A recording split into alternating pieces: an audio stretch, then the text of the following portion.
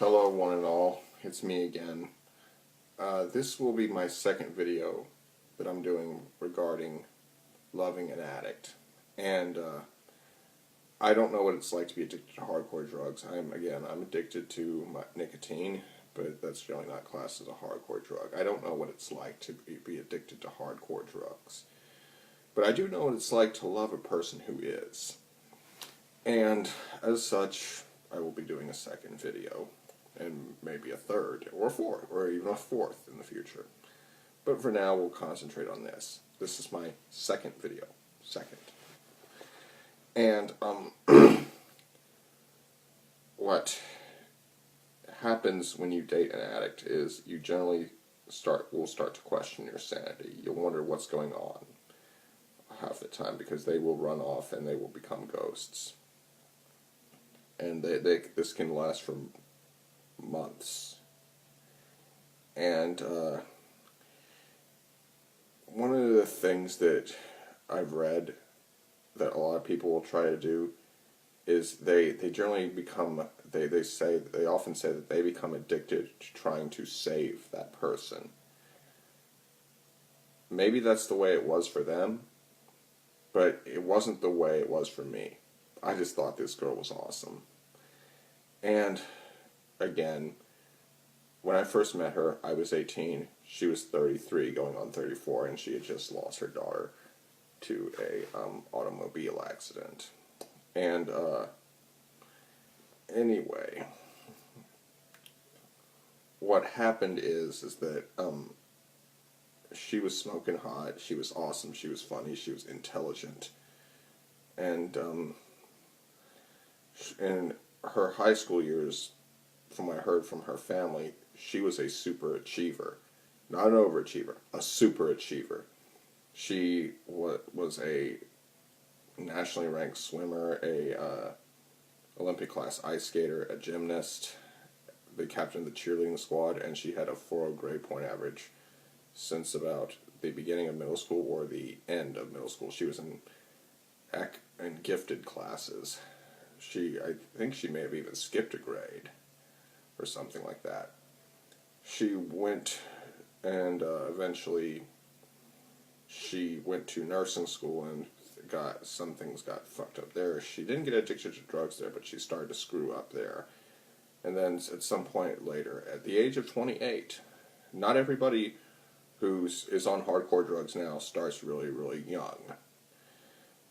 She was 28, and one thing led to another, and she ended up trying it and has been addicted to it ever since, off and on it. And what you quickly learn is that drug addicts basically, they put an evil spirit within themselves, a demon that they created, and this demon is not having this demon within them is not their choice. It is a consequence of their choice. I made 2 videos about how we should legalize drugs, and all of them, and you can check those out, but in it I say that addicts bring what they did upon themselves. They naively thought, or just didn't care at that point, that they would get addicted, and therefore they are responsible for their own downfall, just like she is. Hell, her grandfather admitted to me that she was the most talented of his, I think he has 8 grandchildren, and he has some pretty talented grandchildren. One of his grandchildren is in a band that travels around the world, and he's got and one of his other granddaughters is a lawyer right now, and another one's a model. One of his grandchildren is also a professor now, and he still. I asked him later on, and he said that she's still the most talented of all his grandchildren. She had the most potential, and he had no problem admitting that, and he stuck by it. And that also teaches. That is also a good lesson to us all. You can have all the advantages and all the abilities, but if you don't use them, they they mean nothing. And she's in and out of jail. She took a dead-end road. And one thing that you got to know about loving an addict is that if somebody has drugs and you don't, if they can get them high and you can't, you automatically lose to them. It doesn't matter how rich you are, how good you look, how smart you are, or how exciting you are to be around. They will choose the person who can give them their supply of drugs. Trust me, this girl could have anyone, and she will always choose pretty much another addict or dealer over anyone. And she's had the chance to be with some really rich guys and some really awesome guys who are just winners, and yet she chooses these low-life scum. But that's a subject for another time.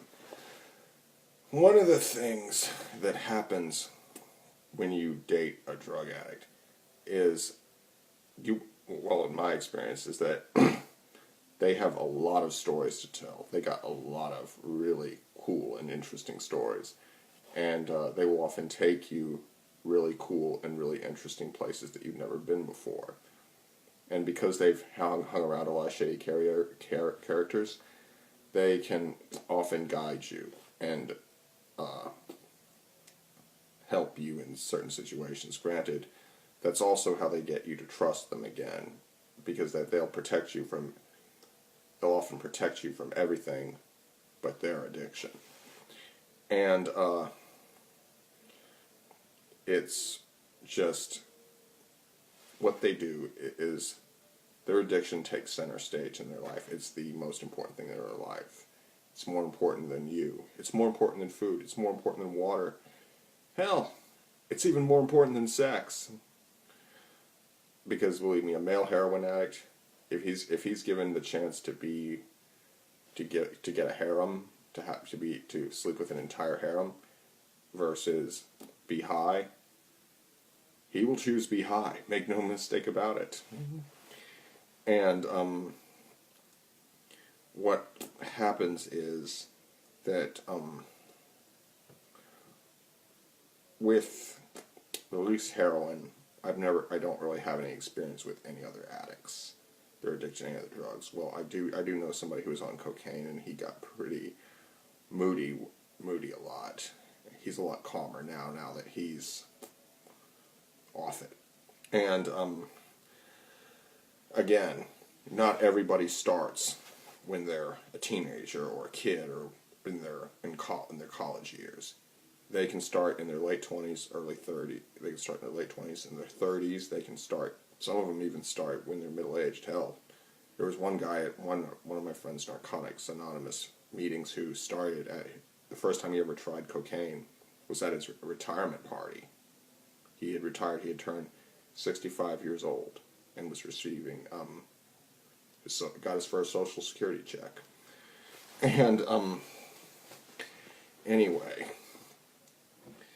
it's the adventures you go on with an addict. You also get a rush from them. I mean, I learned a lot of things from this woman. I saw a lot of things, and I met a lot of people that I would not have met otherwise. And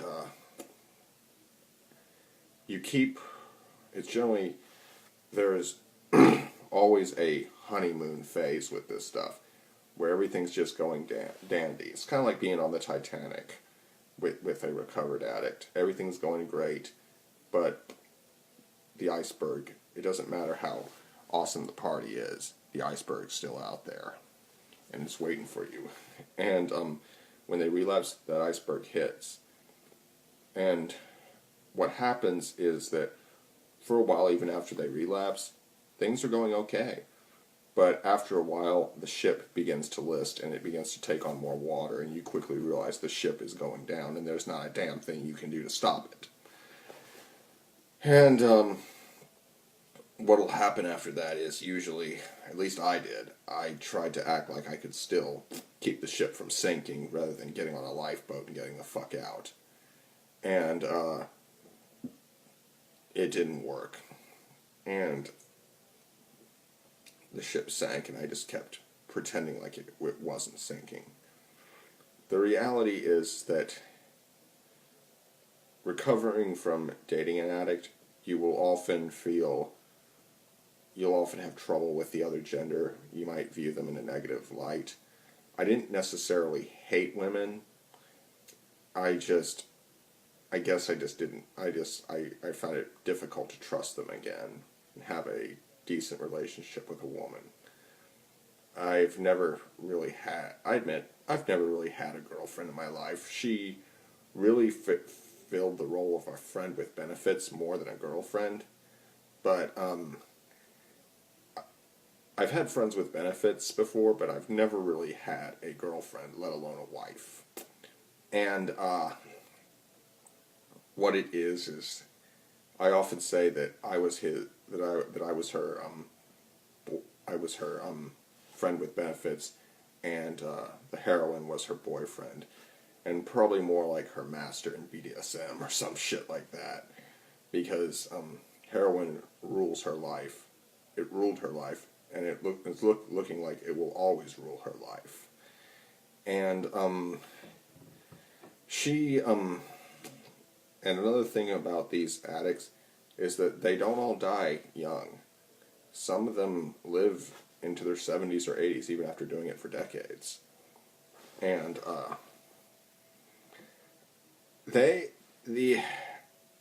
thing is that there's nothing really concrete about addicts other than the fact that there's about a 98% chance that they will go back to it eventually, sooner or later.